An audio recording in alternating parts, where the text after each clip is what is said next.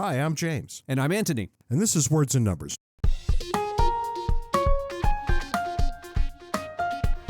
Brought to you by the good people at CACI, the Center for American Culture and Ideas. Ant, what's new and exciting in your world this week?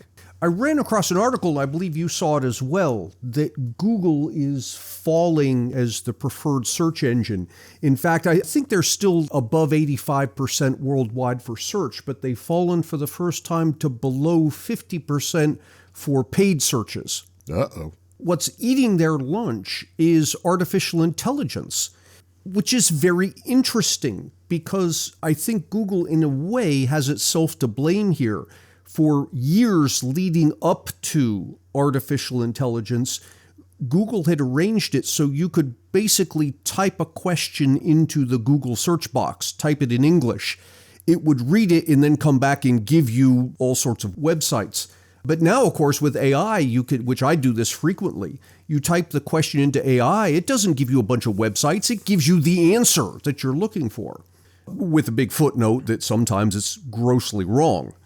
Incredibly wrong. And look, this kind of rings true with me, right? Because I have been arguing with you about how useful AI is for some time. And the only use for it that I have found is as a search engine replacement. And it's actually a pretty good search engine replacement. The answers I get are more comprehensive and they strike more to the heart of the question I'm asking. Right. Rather than what a standard search engine can typically do.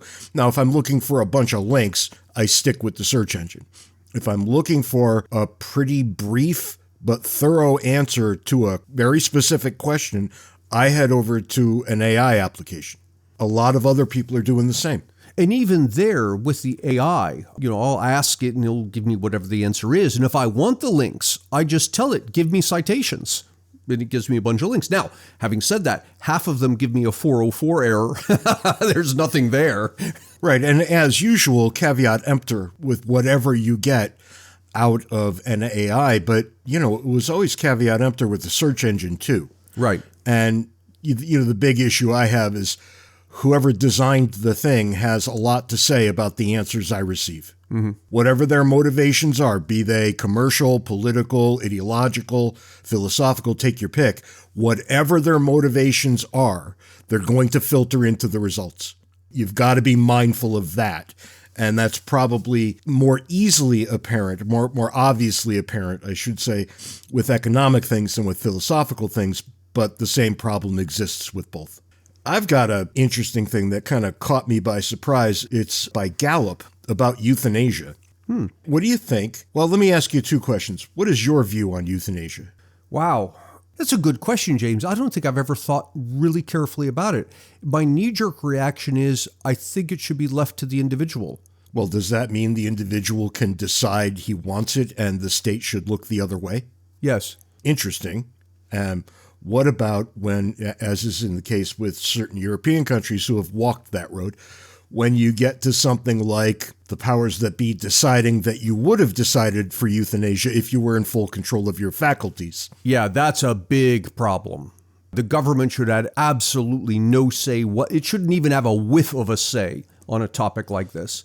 What do you think, in broad strokes, the American people think about euthanasia? What percentage do you think would be in favor of it? Oh, well, that's a good question. I bet you that it runs more, is conservative the right word? More conservative than abortion, when abortion's like roughly plus or minus is 50-50, I believe. I would not be surprised if there's 67% against euthanasia in the U.S. You're very, very close. Really? It's 71% in favor. Oh, in favor. In favor. Wow. Did I get that wrong? And look, there's a certain difference in how you phrase the question, but the answer seems to be 66 to 71%. A lot different than, what was it, 30 years ago? Kevorkian was, Dr. Kevorkian was thrown in jail for assisted suicide. We were all losing our minds over it. Right, yeah. Turns out Dr. Kevorkian, Dr. Death as he was known at the time, he seems to be on the front edge of a new cusp. I'm here to tell you, you can't find something that 71% of the American people are in favor of that doesn't sooner or later find its way codified into law. Right. start bracing yourselves because the fight for assisted suicide is around the next bend, and by all early accounts, it's going to win easily. And then there's all kinds of problems that open up there. I ran across a story maybe a month ago of some European country that has assisted suicide, and they were setting up things so that you had a nice, it was inviting. So you could come in, you sit down, someone would talk to you and listen to your stories, whatever it is, and all of this thing, and then they put you to death. If you have something like that in this country, well, have it anywhere. What happens with people who are, I don't even want to say mentally ill, people who are, and I don't want to even say depressed in a clinical sense, somebody who's going through a rough time. And, oh, look, they've got this nice place. Someone will listen to me and this nice music and, whatever it is. And it becomes, let me ask in a question form, should it be that easy to escape your problems? And then there was the recent problem, I think it was in the Netherlands, where somebody went into the suicide tank where, the oxygen is slowly replaced with something that is not oxygen. It malfunctioned, so they opened it and strangled him. Oh, wow. Well, yeah, but look, he got what he wanted, right? Yeah, and your discomfort with that is telling. Oh, yeah. He got what he wanted, but somehow you think he shouldn't have wanted that. Or he shouldn't have wanted it in that way, or 100 different other ways that you could phrase that. These are the fights that we're going to start having. No, I think you're right, and I could see it going down the same kind of route that the abortion debate went down, that you can get compelling you can get compelling examples on both sides, but the compelling examples are really not where people get concerned. People get concerned in the middle cases like you just described. Look, if I give you a situation where somebody is living in pain and they're going to continue living in exorbitant pain and there is no escape from this, should that person be allowed? Yeah, it's that person's call. But now, the case that you bring up, that's an entirely different matter. I've always taken a common sense approach to this. Suicide is already very, very available. It's not hard. If you need somebody to help you, maybe you didn't want to do it badly enough.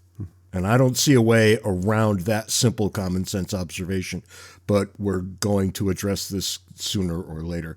Now, moving from there to something we've been addressing in the here and now, let's talk for a moment about our gender foolishness in the great state of what, Ant? Take a guess. Washington? California. California is the correct answer. It's something that touches the Pacific. The Pacific Ocean, that's right. That's not Hawaii, Oregon, or Washington. So it would be California. So I'm on the Attorney General Rob Bonta's website in California, and he's offering something under the heading, Ahead of the Holiday Season, Attorney General Bonta warns consumers of shopping scams and fraud. Well, that sounds pretty great, doesn't it? Okay. You don't want people getting screwed over around the holiday season, probably even less than the usual times. Gift card draining, things like hidden fees, gender-based price differences. Wait a second, what? You can pick on him for that if you want. But the next one, lack of a gender-neutral products section. Lack of a gender-neutral product section. That's right. So you want a razor that's neither pink nor blue. No, not exactly, because this is about children. Does your department store, the Attorney General's begins, have a gender-neutral children's section? Because under California law, it must. And what goes in this gender-neutral section? I don't know. A gender-neutral fire trucks and Barbie dolls? I don't know. But you must have one.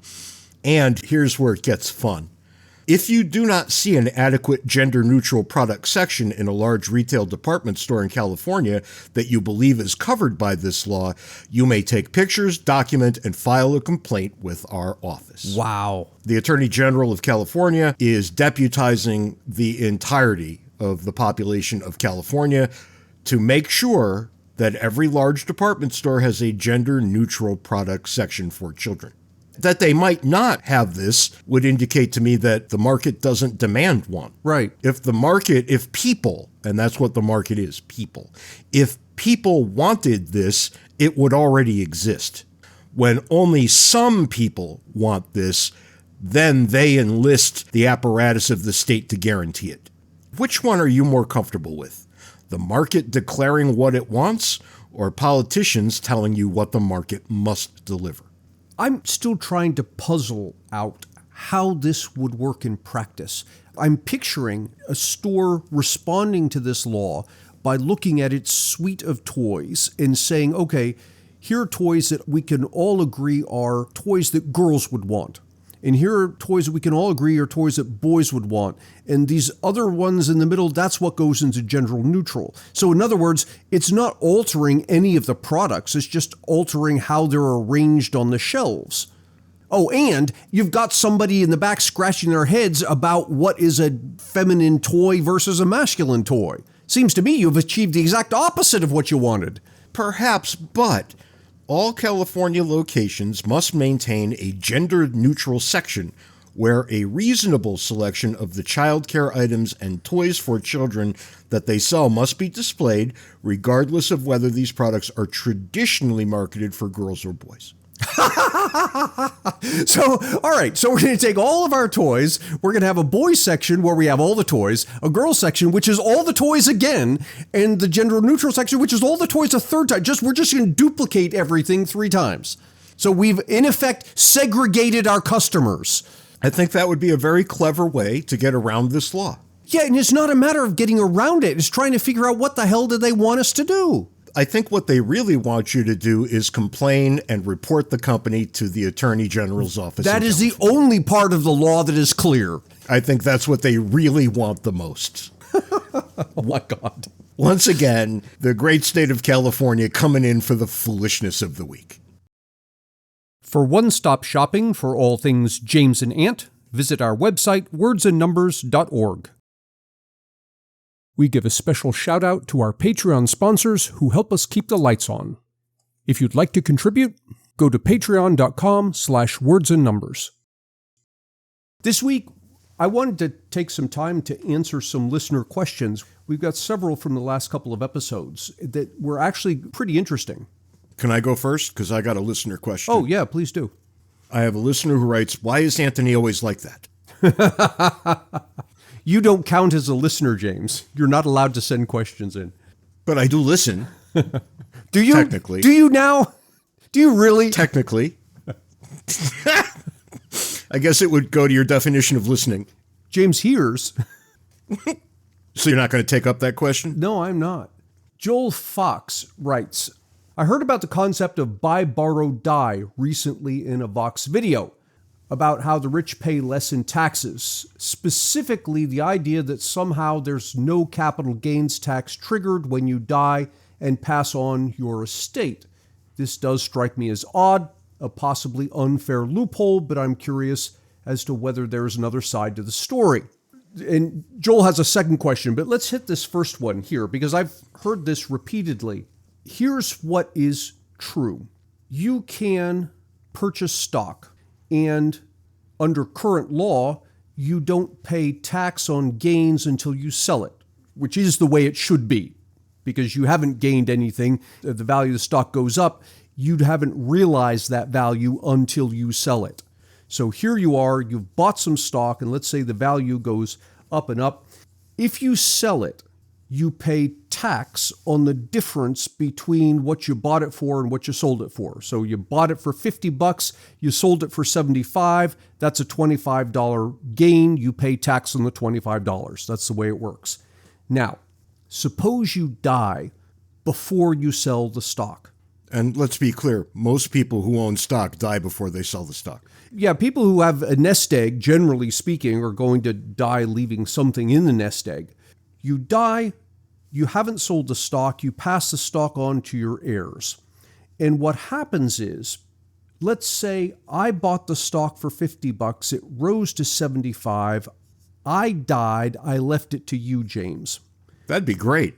You inherit this one share of stock I'm going to leave you.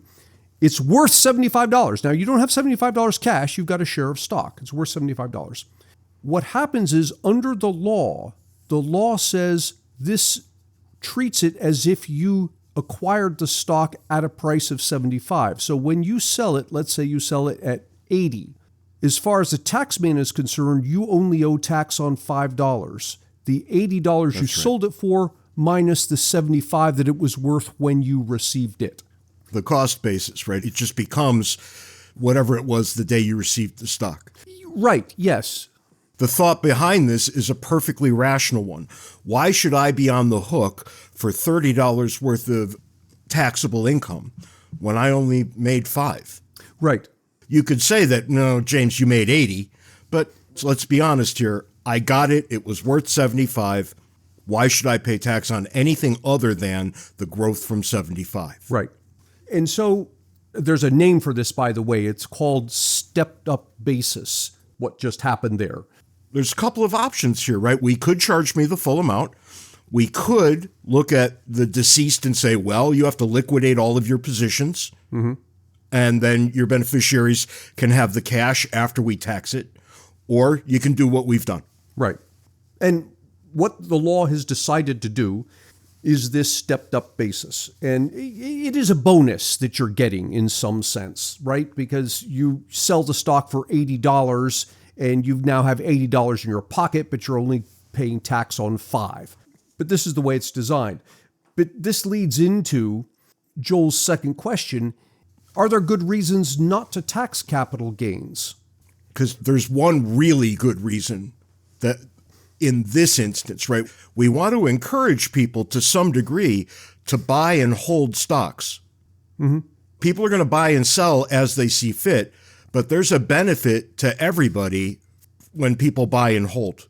Yeah, and I don't think people appreciate this. When what they tend to see is only half of the transaction. They see the guy over here holding the stock and the value of the stock goes up. What they're missing is that this guy put his money into the market. Now somebody else is using this guy's money while the guy sits back here not spending it, instead just sitting on the stock. I think that's right. We only see it as an investment once. But really it's an investment twice. The guy is investing his own money to make a profit, but he's investing in a company, which then takes that money and uses it for its own purposes. Right. And as companies grow and the American economy grows, even the global economy, if you want to take it all the way out, everybody wins. It's that rising tide that lifts all boats.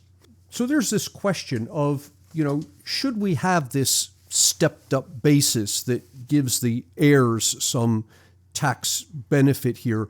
And as Joel asks, should we be taxing capital gains at a lower rate than regular income anyway, which is what we do? Maybe we should not be taxing capital gains at all. Well, see, and that's where I want to go. What other people point to and say, well, here's a loophole in your capital gains tax is lower or it's not there at all or whatever it is. I say the capital gains shouldn't be taxed at all, period. The fact that there's a tax at all on it is a bad thing. Yep, it's a weight around the neck of the economy generally. Well, it is. And if you start to think about it in this way, you start to see the injustice of it. Let's suppose you come across $10,000 and you spend it on a lavish vacation. So you're gone for weeks and drinking and eating and all of this and first-class tickets and all this business. And you come home and that's it. You spent the $10,000.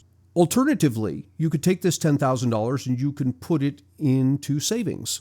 And in putting it into savings, other people make use of it. You put it into the bank and the bank loans it out for somebody who's going to build a house or take student loans, or you put it into the stock market and the company uses it to expand its operations or conduct R&D or whatever it is. Why are we penalizing you in that second instance, but not the first? Well, you can make a pretty good case that I am penalized in the first as well with all of the taxes that I pay on the vacation. Ah, okay, but watch this. It is true that you'll pay taxes on the vacation and sales tax on things you buy and all of that. But it's also true that when I finally sell my stock and I have cash in my pocket and I go and spend that, I'm going to pay all of those taxes that you just mentioned. That's right. All those sales taxes occur on both sides of the equation here. The thing that occurs on only one side of the equation is for the guy who says, okay, I'm going to do the prudent thing. I'm not going to blow this. I'm going to save it. That guy we're penalizing. Ant, a long time ago, back before you started calling me an economist, because I'm not an economist, again, for all the people who listen. Listen, you are way more of an economist than people out there that politicians are calling economists. I'm not an economist, I just play one on a podcast. But I think one of the very first economics lessons I ever learned, and it's probably been 20 years since I learned it, and I've never seen it not be true. If you want less of something, tax it. Okay. Do you really want less investment? Because that's what you're going to get if you tax it. Yep. You will get less of it. And you will get less of it every single time to the degree that you tax it. You want less investment, tax it more. You want more investment, tax it less. It's really just that simple. And if you want less investment, I don't know what planet you live on. Yeah, the investment is literally the economy putting off consumption now in exchange for more consumption later. That's something we should be encouraging people to do. And it has a very deep reach into the economy. That's where jobs come from. Yes, yes. With everything else stripped away, right? When you take away all the nonsense, where do jobs come from? Jobs come from investment. Jobs come from it. New products come from it. Better ways of doing things come from it. All this comes from investment. And to make matters worse, you'll get politicians on the one hand taxing capital gains, savings, this sort of thing, and on the other, wringing their hands over the fact that Americans don't save enough and they have to rely so much on Social Security. Well, there's a reason we're not saving enough, because you're slapping a tax on our savings that doesn't apply to the people who just spend their money. I think people are finally waking up to the fact that, okay, I got a job, I made some money, it was taxed. I took that taxed money and I went out and bought stuff that was taxed. Yes. And then I invested some and that was taxed. And I got something from the investment and I spent it and it was taxed again. Yep. Right. And if you want to take a big step back, and we've been saying this for years, if you want simplicity in a tax code, something everybody can look at and understand, you want a flat tax. Yeah. With nothing else. Mm-hmm. That will tell you how much people are spending and what they're spending it on. Yeah, and that's a good point that I forgot to mention, and Joel touches on it here when he talks about the heirs inheriting. You earn money, it's taxed when you earn it, you save it, and interest capital gains gets taxed again. You spend it, it gets taxed a third time, and if you die with some of it in the bank, you leave it to your heirs, it gets taxed again through a death or estate tax. Well, and the death or estate tax, in fairness, doesn't hit everybody. No, and that's a great point. No, it doesn't. Now, I think we've got a respite with the Trump administration. Harris administration would have put the screws to this. Very, very likely. But here's the thing. You are correct. The death tax kicks in at about $11 million. I think that's the right number. Harris wanted to knock it down to like 2 or 3 or something. And you can look at that and say, well, $11 million, that's a tremendous amount. Certainly it only applies to the very rich. Well, about that. Yeah, well, there's 2 problems here. One is you can be a middle-class business owner with a middle-class, probably upper-middle-class lifestyle and have $11 million worth of assets in your business. It's not $11 million cash. You've got a construction company, right? You've got a building, you've got those back-end loaders and dump trucks. Let's make it worse. You've just described every family farm. Yeah, family farm, exactly. They're wealthy on paper, but they're actually middle class, lower middle class in how they have to live. Yeah, in fact, James, there's a good analogy to this most people will understand. If you've ever been in an accident and the insurance company totals your car. Yeah, exactly so. Every single time, the insurance company says, well, the blue book value on your car is $3,000. And you say, well, this car was worth far more to me than $3,000. And the insurance company says, no, the book value is $3,000. That's what we're going to give you. Well, when you're a family farmer and you die and you leave the farm to your children, the IRS comes along and it says, you've got 1,000 acres of land. The book value on that is $12 million. The kids shake their head. They said, there's no way we can't sell this for $12 million. And the IRS says, no, the book value is $12 million. Therefore, we're going to tax you as if you inherited $12 million cash.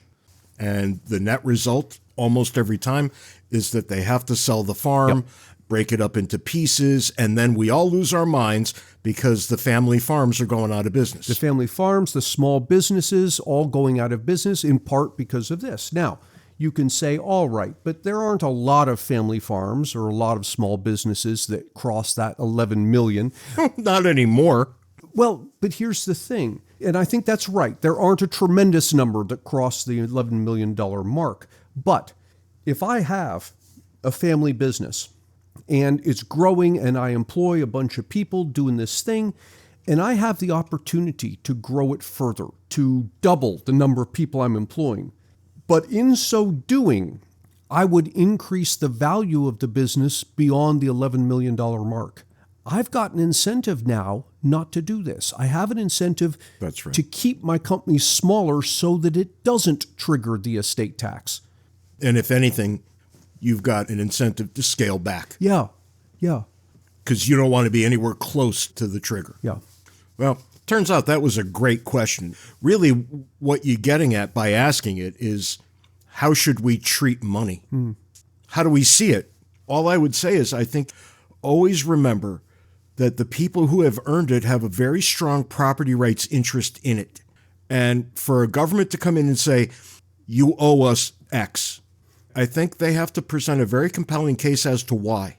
And they rarely do. At the end of this conversation, I actually feel much more sympathetic to the idea of a consumption tax because Here we go again. Consumption's very clean, right? You buy something. I buy a car, I buy a loaf of bread, whatever. There's a tax on it. That's done. I've consumed the thing.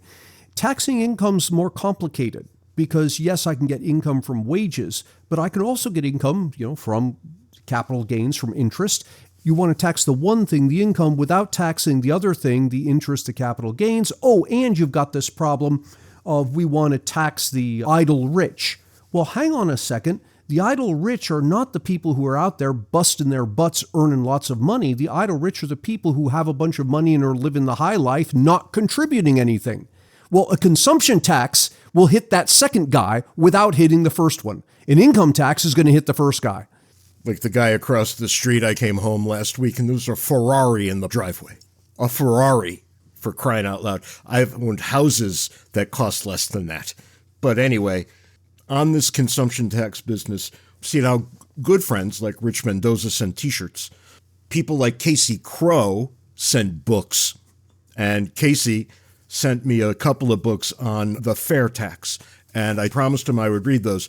We should probably have an episode on taxation. I don't think we've done it. If we have, we haven't done it for a while. There are some ideas in the water we should probably talk about. A couple of people over the years have said things to me about the fair tax, and I don't know anything about it. So maybe what we need to do is get somebody who is an expert to come on and talk to us. Well, I got those books Casey sent. I'll read them. We'll be okay. You be the expert. There are these things. They're called books. They got words inside of them. You wrote one once, as I recall. Yeah, but I didn't read it. But anyway, yeah, ain't that the truth? Kind of like the podcasts I don't listen to. Anyhow, I'm assuming there were more questions. There are, but we've run low on time, so I'll just hang on to these for a future episode.